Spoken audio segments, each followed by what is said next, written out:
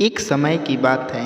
एक बूढ़ा पिता अपने बेटे को दूसरे घर में मेहनत मजदूरी करके अपने बेटे को पढ़ा लिखा कर एक आईएएस ऑफिसर बना दिया।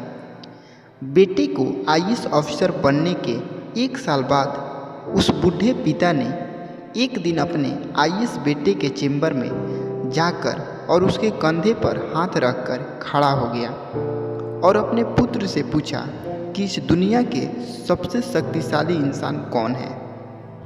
पुत्र ने पिता को बड़े प्यार से हंसते हुए कहा कि मेरे अलावा शक्तिशाली कौन हो सकता है पिताजी।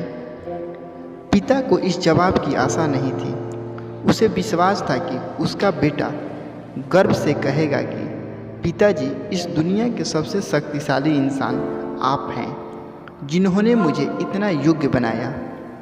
पुत्र की बातें सुनकर पिता की आंखों में आंसू आ गए। वे अपने पुत्र के चेंबर के गेट को खोलकर बाहर निकलने लगे। दरवाजे पर आकर उन्होंने फिर एक बार पीछे मुड़कर पुनः अपने बेटे से पूछा, एक बार फिर से बताओ कि इस दुनिया का सबसे शक्तिशाली इंसान कौन है। पुत्र ने इस बार कहा, पिताजी आप हैं, इस दुनिया के सबसे शक्तिशाली इंसान आप हैं। पिता इस जवाब को सुनकर हैरान हो गए। उन्होंने कहा, अभी तो तुम अपने आप को इस दुनिया का सबसे शक्तिशाली इंसान बता रहे थे, अब तुम मुझे बता रहे हो, ऐसा क्यों? पुत्र ने हंसते हुए उनको सामने बैठाते हुए कहा, पिताजी, उस समय आपका हाथ मेरे कंधे पर था और जिस पुत्र के कंधे पर या सिर पर पिता का हाथ हो, वह पुत्र तो दुनिया का सबसे शक्तिशाली इंसान होगा ही।